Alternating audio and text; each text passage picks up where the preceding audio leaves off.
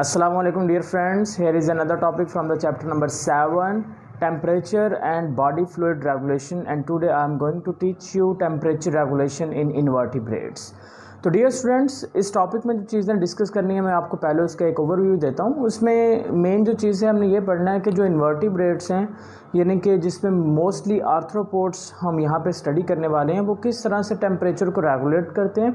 और दूसरी बात यहाँ पर हम देखेंगे कि इनके अंदर कौन कौन सी अडॉप्टेशंस होती हैं जिसकी बेस पर ये अपनी बॉडी को ओवर हीटिंग से भी बचाते हैं और टेम्परेचर कम होने की सूरत में उसको मेंटेन करने की क्या कोशिश करते हैं या फिर नहीं करते। क्या ये थर्मो कन्फॉर्मर्स हैं या थर्मो रेगुलेटर्स होते हैं, तो इन सभी चीज़ों को अभी डिटेल में देखते हैं।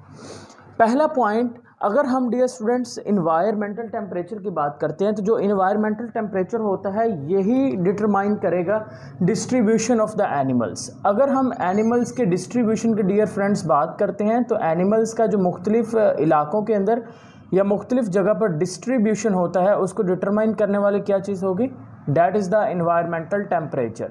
अब दूसरी चीज़ डिस्ट्रीब्यूशन के साथ साथ इन्वायरमेंटल टेम्परेचर जो चीज़ और डिटरमाइन करेगा वो होता है मेटाबॉलिक रेट यानी कि मेटाबॉलिज्म्स। मेटाबॉलिज्म्स का मतलब बॉडी के अंदर जो होने वाले केमिकल रिएक्शंस होंगे उनका जो रेट होगा उसको भी कौन डिटरमाइन करेगा, उसको भी डिटरमाइन करेगा इन्वायरमेंटल टेम्परेचर। लेकिन अगर हम इन्वर्टिब्रेट्स की बात करते हैं तो इन्वर्टिब्रेट्स के अंदर जो मेटाबॉलिकली रेट होता है वो ज़रा लो होता है। तो देखिए ज़रा एरो में बना रहा हूँ नीचे की जानिब, यानी कि मेटाबॉलिकली रेट क्या है, इनके अंदर लो होता है। मेटाबॉलिकली रेट लो तो होता है लेकिन ये अपनी बॉडी के अंदर टेम्परेचर को मेंटेन करने की कोशिश नहीं करते, इसी वजह से हम इसको कहेंगे थर्मो कन्फॉर्मर्स। आपने लास्ट में एक टर्म पढ़ी होगी सेकेंड ईयर के अंदर, that is the osmo conformers. Osmo conformers जो होते हैं वो अपनी बॉडी के अंदर वाटर और साल्ट को मेंटेन नहीं कर रहे थे। इसी तरह से यहाँ पे आपने याद रखना है थर्म मतलब हीट, कन्फॉर्मर्स का मतलब जो मेंटेन नहीं करेंगे। तो थर्मो कन्फॉर्मर्स ऐसे animals that do not maintains their own body heat. Animals ऐसे animals that don't maintain their body temperature, उसको क्या नाम दे देंगे, उसको नाम दे देंगे, हम नाम दे देंगे थर्मो कन्फॉर्मर्स का नाम दे देंगे। अगर तो वो बॉडी के टेम्परेचर को एक ख़ास रेंज में जस्टिफाई करते हैं जैसा कि हम लोग कर रहे हैं, हमारी बॉडी का टेम्परेचर 37 डिग्री सेल्सियस या इसके करीब रहता है, हम चेंज नहीं होने देते, तो हम थर्मो कन्फॉर्मर्स नहीं हैं बल्कि हम क्या हैं, हम थर्मो रेगुलेटर्स हैं। हम अपनी बॉडी के अंदर टेम्परेचर को मेंटेन रखते हैं। लेकिन जो इन्वर्टिब्रेट्स हैं चूँकि वो मेंटेन नहीं कर रहे, इसी वजह से हमने उसको क्या नाम दिया, थर्मो कन्फॉर्मर्स का नाम दे दिया। अब ये बात तो हमने उनकी की है जो कि लोअर इन्वर्टिब्रेट्स होते हैं, लेकिन जैसे जैसे एवोल्यूशन हुई तो लोअर वर्टिब्रेट्स से हायर वर्टिब्रेट्स भी डेवलप्ड हुए। अब हमने ये देखना है क्या हायर वर्टिब्रेट्स से वो भी थर्मो कन्फॉर्मर्स हैं या उनके अंदर मैकेनिज्म थोड़ा डिफरेंट होगा। तो अगर हम हायर वर्टिब्रेट्स की बात करते हैं तो हायर वर्टिब्रेट्स जो होते हैं ये टेम्परेचर को डिटेक्ट करते हैं इन्वायरमेंट के। लोअर वर्टिब्रेट्स इन्वायरमेंट के टेम्परेचर को कभी भी डिटेक्ट नहीं करते। लेकिन अगर हम हायर इन्वर्टिब्रेट्स की बात करते हैं तो हायर इन्वर्टिब्रेट्स क्या करेंगे, इन्वायरमेंट के टेम्परेचर को डिटेक्ट करते हैं, यानी कि लेकिन इसका मतलब ये नहीं है कि डिटेक्शन के लिए इनकी बॉडी के अंदर ख़ास किस्म के कोई रिसेप्टर्स ऑर्गन्स वगैरह या कुछ स्ट्रक्चर्स मौजूद होती हैं। इनके अंदर किसी किस्म का कोई रिसेप्टर स्ट्रक्चर नहीं है, लेकिन रिसेप्टर स्ट्रक्चर के बगैर ही ये क्या कर सकते हैं, ये अपने इन्वायरमेंट के टेम्परेचर को सेंस करते हैं। और इसकी एक एग्जांपल में ये है कि डियर फ्रेंड्स, अगर हम बात कर लेते हैं वार्म ब्लडेड एनिमल की। अब वार्म ब्लडेड जो एनिमल है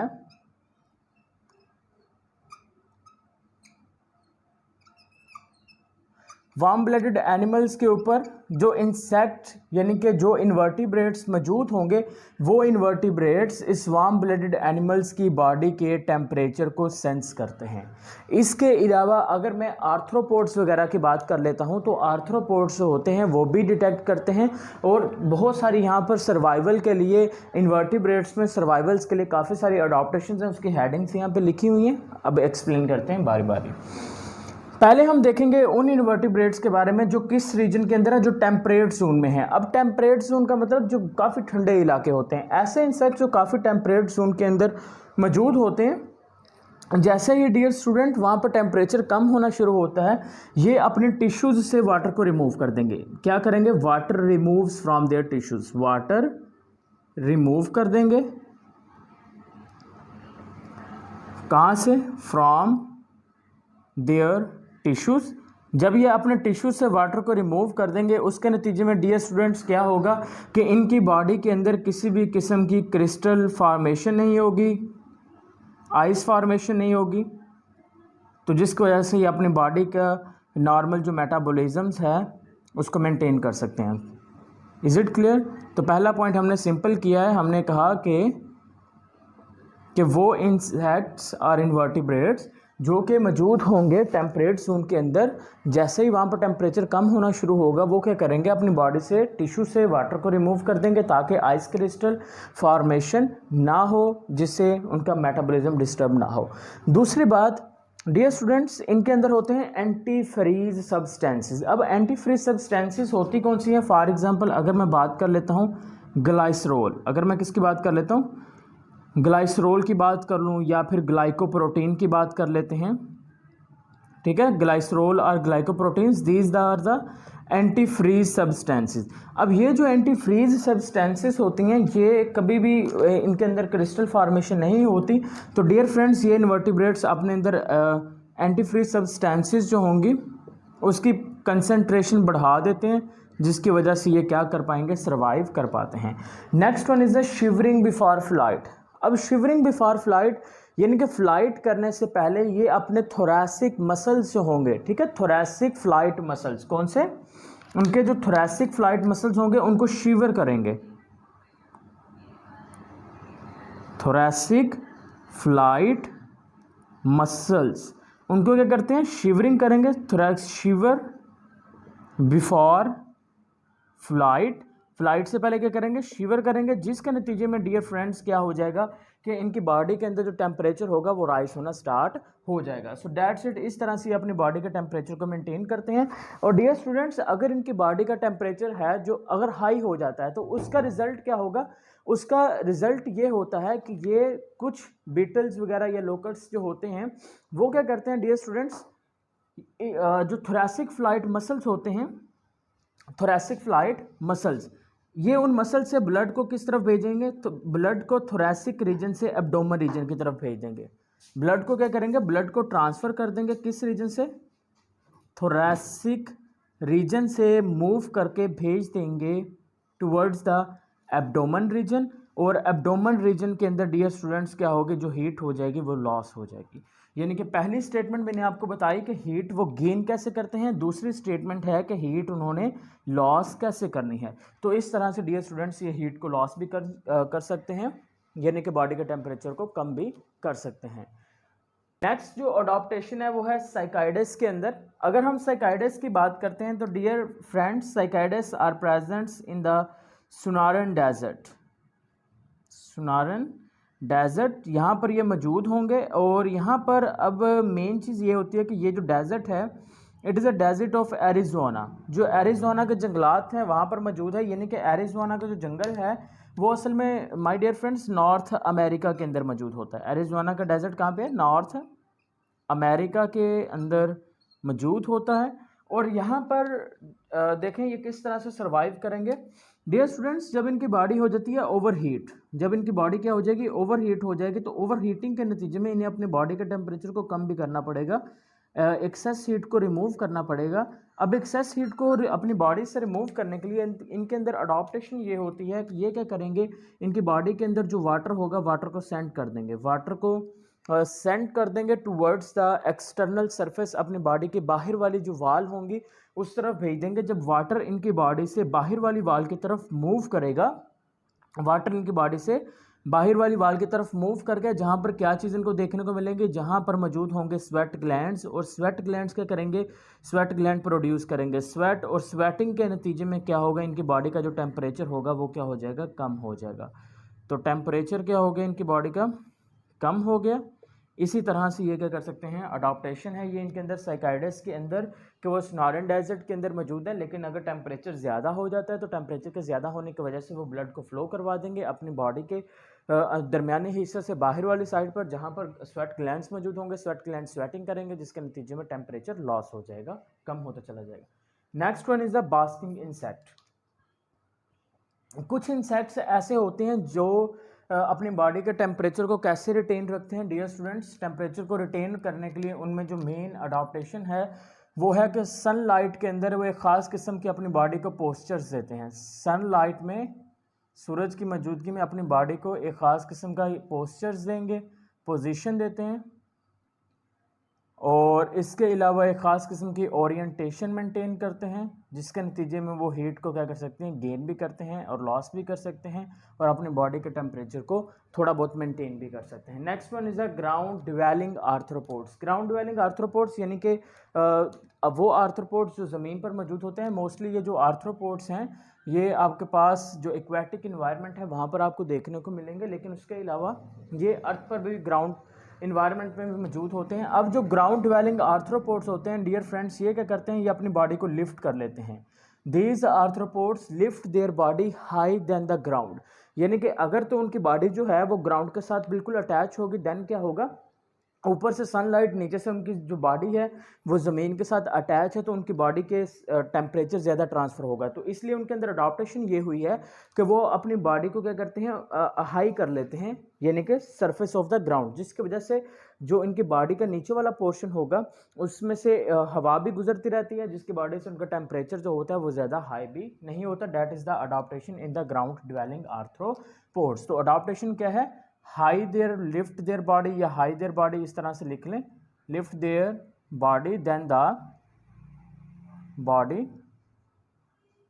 देन ग्राउंड, जिसके नतीजे में क्या होगा, जब वो हाई कर लेंगे, लिफ्ट कर लेंगे, जो हवा होगी वो भी मूव करती रहेगी, और जब एयर मूव करेगी उसके नतीजे में जो टेम्परेचर होगा वो भी लॉस होता चला जाएगा, और इस तरह से वो सर्वाइव कर लेंगे। Next one is the orientation. अब ओरिएंटेशन का मतलब होता है कि एक ख़ास किस्म की पोजीशन लेना। तो कुछ आर्थ्रोपोड्स, जैसा कि डियर फ्रेंड्स अगर मैं बात कर लेता हूँ लोकस्ट्स की, अब ये जो ग्राउंड डिवेलिंग आर्थ्रोपोड्स होते हैं इनके अंदर भी डियर स्टूडेंट्स लोकस्ट्स, या फिर अगर मैं स्कॉर्पियंस की बात कर लेता हूँ, ये सारे के सारे क्या होंगे, these are the ground dwellings arthropods. इसी तरह से ओरिएंटेशन में जो लोकस्ट्स होते हैं ये बॉडी की एक ख़ास पोजीशन मेंटेन करते हैं, बॉडी स्पेसिफिक पोजीशन, जिसके नतीजे में ये हीट गेन भी करते हैं और लॉस भी कर सकते हैं कंडक्शन और कन्वेक्शन के प्रोसेस की मदद से। अगर हम डेजर्ट डिवेलिंग बीटल्स की बात करते हैं तो जो डेजर्ट डिवेलिंग बीटल्स होती हैं ये अपनी बॉडी से बाहर की जानिब वैक्सीज प्रोड्यूस करते हैं। अब ये जो वैक्सीज होती हैं ये वैक्सीज इनकी बॉडी को डेसिकेशन से बचाती है। कैसे बचाएगी, डेसिकेशन से प्रिवेंट करती है, और इस तरह से ये क्या कर लेंगे, सर्वाइव करते हैं। कलर इन इंसेक्ट, इंसेक्ट की बॉडी का जो कलर होता है उसका बहुत ज़्यादा रोल होता है टेम्परेचर रेगुलेशन में। तो अगर वो इंसेक्ट जिनकी बॉडी का जो कलर होता है वो वाइट होता है, अब दो तरह से मैं लिखूंगा, एक आगे वो इंसेक्ट जिनकी बॉडी का कलर वाइट है और दूसरी तरफ वो इंसेक्ट जिनकी बॉडी का कलर क्या है, ब्लैक है। अब ब्लैक वाले जारी बात है, जो ब्लैक कलर होता है वो रेडिएशंस जो आ रही हैं, जो रेडिएंट एनर्जी है उसको मुकम्मल तौर पर एब्जॉर्ब करने की कोशिश करता है और बहुत कम पार्ट उसका रिफ्लेक्ट करता है। लेकिन अगर कोई वाइट कलर है तो वाइट कलर क्या करता है, वो रेडिएशंस को ज़्यादा एब्जॉर्ब नहीं करता बल्कि रिफ्लेक्ट करता है ज़्यादा। इसका मतलब ये हुआ कि जो ब्लैक इंसेक्ट होते हैं क्योंकि वो रेडिएशंस को ज़्यादा एब्जॉर्ब करते हैं, इसलिए जैसे ही सुबह का सूरज निकलता है तो सबसे ज़्यादा जो एनर्जी है, जो रेडिएशन है सूरज की, वो कौन एब्जॉर्ब करेगा, ब्लैक जो हमारे पास इंसेक्ट्स होंगे, इन्वर्टिब्रेट्स होंगे, वो एब्जॉर्ब करेंगे। इसका मतलब ये हुआ कि हमारे पास जो ब्लैक इंसेक्ट्स होंगे दीज आर मोर एक्टिव, ये ज़्यादा एक्टिव किस वक्त होंगे, these are more active in morning, जो सुबह का टाइम होगा उस वक्त जो सबसे ज़्यादा इंसेक्ट्स एक्टिव होंगे वो कौन से होंगे, ब्लैक होंगे, क्योंकि सूरज अभी सही तरह से निकला भी नहीं है लेकिन उन्होंने क्या कर लिया, डिटेक्ट कर लिया है। और दूसरी तरफ अगर हम वाइट इंसेक्ट्स की बात कर लेते हैं तो माय डियर फ्रेंड्स, जो वाइट इंसेक्ट्स होते हैं चूँकि ये रेडिएशंस को, रेडिएंट एनर्जी को कम एब्जॉर्ब करते हैं, इसी वजह से ये ज़्यादा एक्टिव कब होंगे, आफ्टरनून टाइम, यानी कि दोपहर के वक्त ये ज़्यादा एक्टिव होते हैं। एज कम वाइट जो इंसेक्ट्स हैं वो दोपहर के वक्त और जो दूसरे इंसेक्ट्स होंगे वो कब होंगे, वो दिन के वक्त, सुबह के वक्त ज़्यादा एक्टिवेट होते हैं। Last one is the endothermy in insect, that is the main point, endothermy. अगर हम इंसेक्ट्स के अंदर एंडोथर्मी की बात कर लेते हैं, यानी कि एंडोथर्मी का मतलब बॉडी के टेम्परेचर को मेंटेन करना। उस बॉडी के टेम्परेचर को मेंटेन करने में जो बेसिक और प्राइमरी रोल होता है, दैट इज़ द मेटाबॉलिज्म्स। वो किसका है, मेटाबॉलिज्म्स का होता है। तो इट्स मीन्स दैट कि कोई भी इंसेक्ट है, उस इंसेक्ट का बॉडी का जो टेम्परेचर है, उस बॉडी के टेम्परेचर को मेंटेन करने में जो मेन रोल होगा वो मेटाबॉलिज्म का होगा। नो डाउट कोई एक्सटर्नल फैक्टर्स और साथ में जो अडॉप्टेशंस हैं उसका काफ़ी रोल होता है, लेकिन primary and the basic source of endothermy in the insects is the metabolism and the rate of the chemical reactions that is taking place in the insect and the invertebrates as well. So hope so dear friends, आपको ये topic clear हो चुका है। अगर फिर भी आपको कोई क्वेश्चन है तो वो कमेंट सेक्शन में लाजमी पूछ सकते हैं।